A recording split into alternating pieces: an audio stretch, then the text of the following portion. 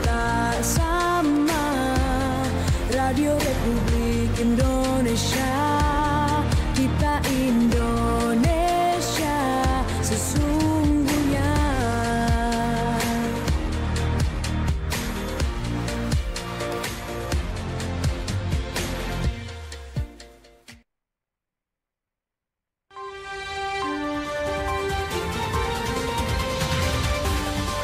Sesaat lagi kita ikuti Warta Berita pukul 6 waktu Indonesia Barat.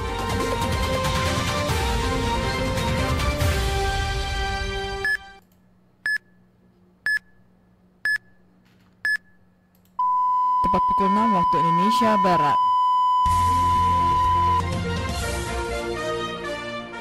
Pelaku merekayasa tindakan pembunuhan berencana dibuat seolah-olah kejadian pencurian dengan kekerasan. Untuk motif, pelaku mempunyai hubungan dengan wanita lain.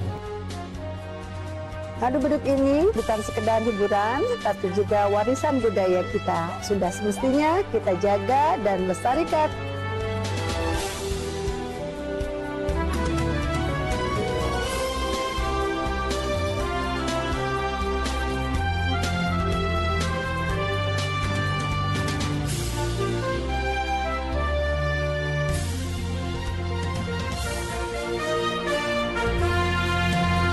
Radio Republik Indonesia Banten dengan Warta Berita dibacakan oleh Triksi Sondang, Sari Berita Penting. Polisi mengungkap kasus yang sempat diduga sebagai pencurian dengan kekerasan di perumahan Puri Anggrek, Kota Serang, ternyata pembunuhan berencana. Sebanyak 20 kampung di Kabupaten Pandeglang ikut memeriahkan tradisi tahunan gebrak ngadu beduk.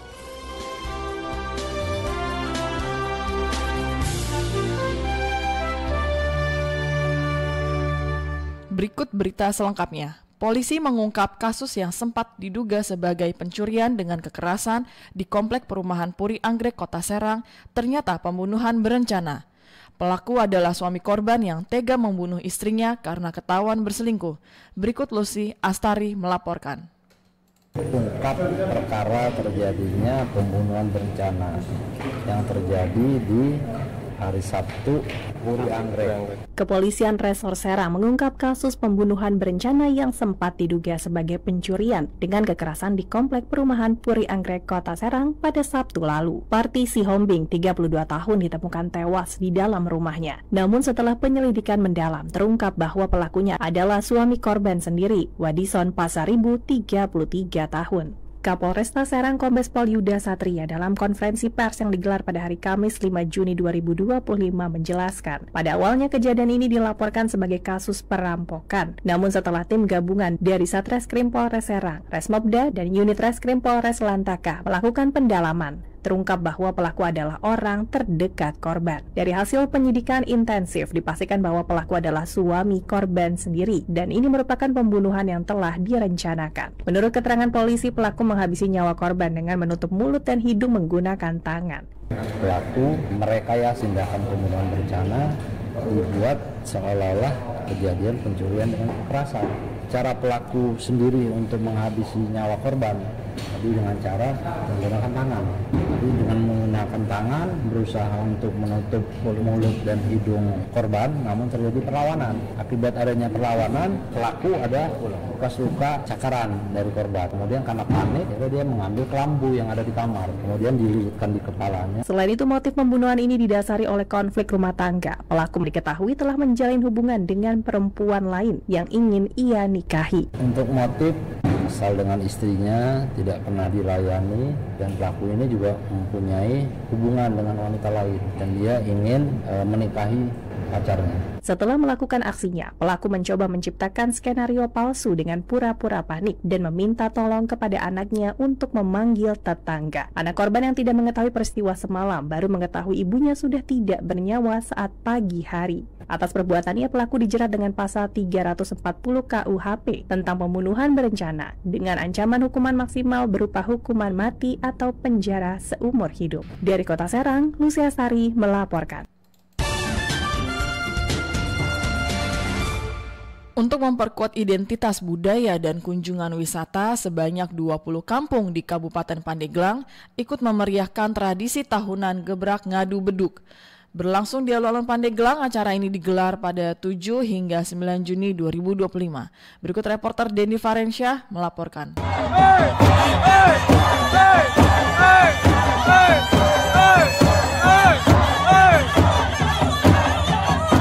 Tradisi tahunan gebrak ngadu beduk akan kembali diselenggarakan di alun-alun Pandeglang pada 7 hingga 9 Juni 2025. Kegiatan ini menjadi salah satu agenda budaya masyarakat lokal dalam rangka menyambut dan merayakan Idul Adha sekaligus sebagai ajang silaturahmi antar kampung di wilayah tersebut. Pada tahun ini, gebrak ngadu beduk tercatat sebagai salah satu program unggulan dalam Karisma Event Nusantara atau KEN tahun 2025 yang dikelola oleh Kementerian Pariwisata. Masuknya acara ini dalam daftar KEN menunjukkan pengakuan terhadap nilai budaya dan potensi wisata yang dimiliki Pandeglang. Bupati Pandeglang Raden Dewi Setiani pada Kamis 5 Juni 2025 mengatakan, pelestarian tradisi semacam ini diharapkan dapat memperkuat identitas budaya daerah serta mendukung peningkatan kunjungan wisatawan ke Pandeglang. Dia menilai gebrak ngadu beduk bukan sekadar pertunjukan, tetapi simbol semangat menjaga dan menghidupkan kembali warisan budaya khas Pandeglang. Apalagi gebrak ngadu beduk tahun ini juga akan diramaikan dengan berbagai kegiatan budaya lainnya. Beberapa di antaranya adalah pawai budaya, workshop pembuatan beduk, cipta pola tabuh tilingtit, lomba hias saung tagok, serta forum bisnis matching. Sedikitnya 20 kampung akan turut ambil bagian dalam lomba gebrak ngadu beduk tahun ini. Ngadu beduk ini merupakan salah satu event dari Karisma Event Nusantara Kementerian Pariwisata Republik Indonesia. Ada lomba hias saung togok, ada lomba pola cipta tilingtit, ada pagelaran seni dan pameran ekraf, dan masih banyak lagi acara yang tentunya sangat-sangat seru. Tradisi ini bukan sekedar hiburan, tapi juga warisan budaya kita. Oleh karenanya, sudah semestinya kita jaga dan lestarikan budaya kebanggaan kita. Gebrak ngadu beduk merupakan warisan budaya yang sudah mengakar kuat di tengah masyarakat Pandeglang sejak era 1950-an. Tradisi ini tidak sekadar perlombaan menabuh beduk, tetapi juga sebuah ekspresi kolektif masyarakat yang menggabungkan unsur musik tradisional, kebersamaan, dan kekayaan lokal. Dalam pelaksananya, peserta dari berbagai kampung akan membawakan lagu-lagu tradisional sambil menabuh beduk sebagai alat musik utama. Dari Pandeglang, Banten, Dendi Farensyah melaporkan.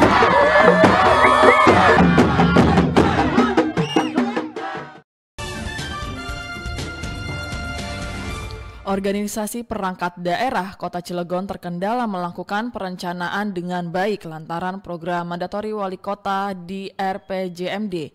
Inspektorat meminta OPD agar memilah program berdasarkan skala super prioritas. Selengkapnya dilaporkan Romanudin.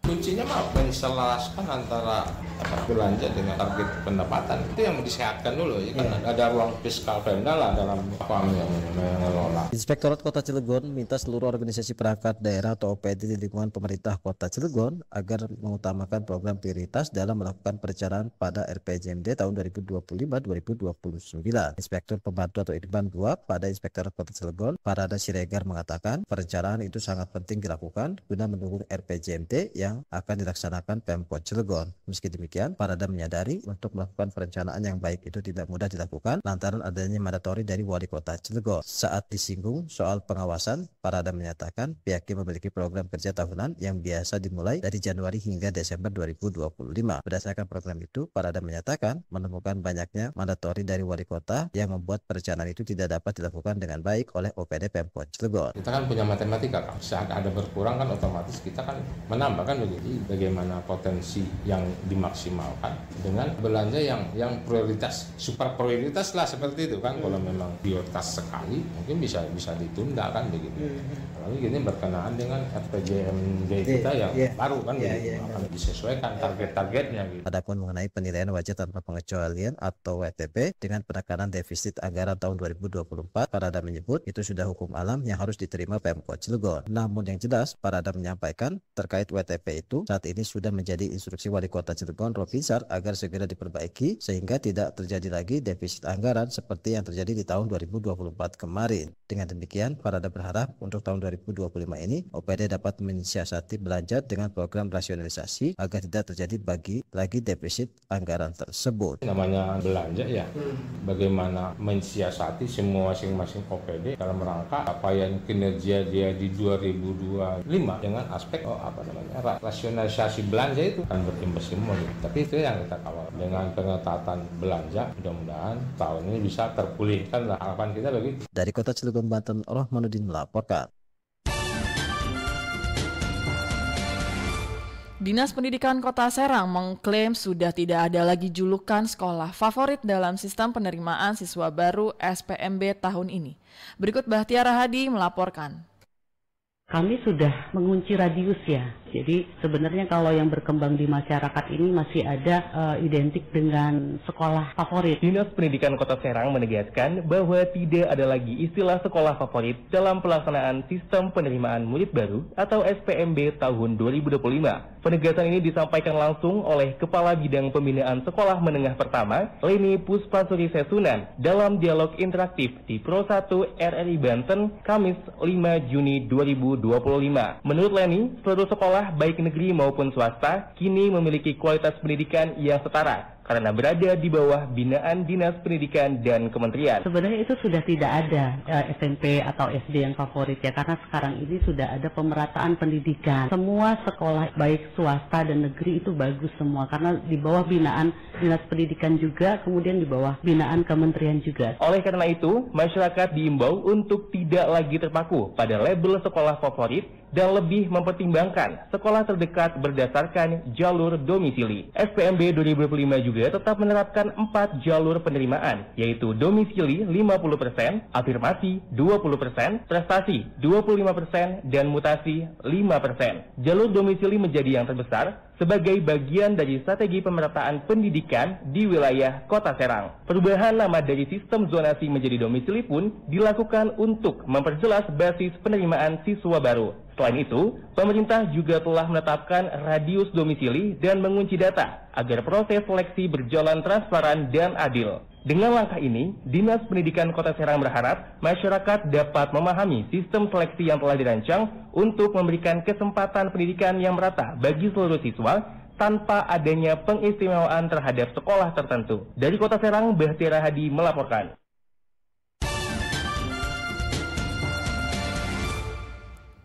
Satuan Pendidikan Non-Formal Sanggar Kegiatan Belajar Kabupaten Pandeglang berkontribusi meluluskan 80 siswa dari berbagai program pendidikan kesetaraan di tahun 2025.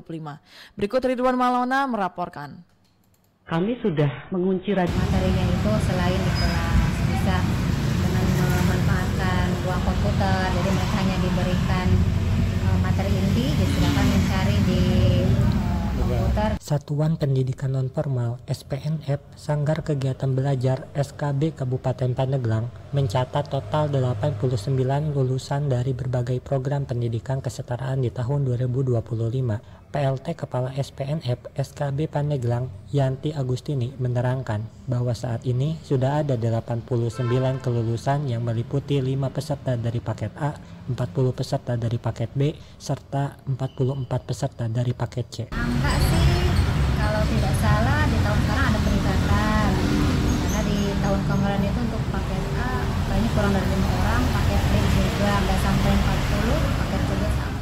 Dari sisi kualitas, Yanti menerangkan bahwa kualitas lulusan tahun ini dinilai meningkat secara umum, baik dari penguasaan materi, akademik, maupun pengenalan terhadap keterampilan hidup. Materinya itu selain di kelas bisa dengan memanfaatkan ruang komputer, jadi mereka hanya diberikan materi inti, silakan mencari di komputer, kita fasilitasi browsing sendiri.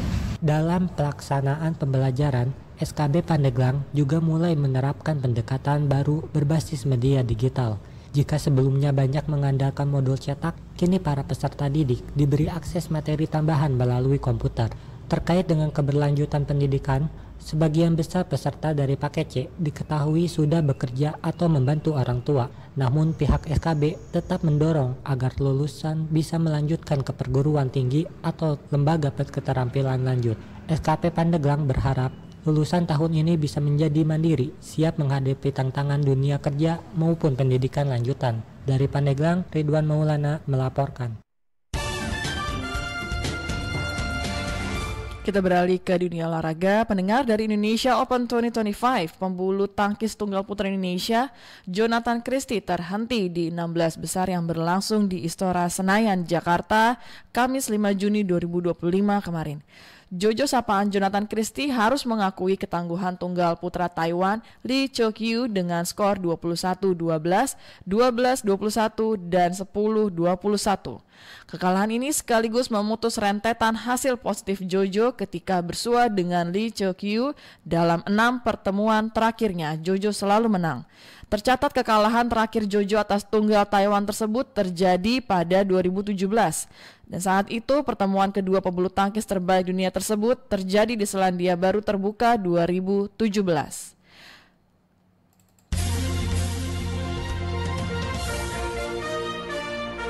Sekian warta berita saat ini.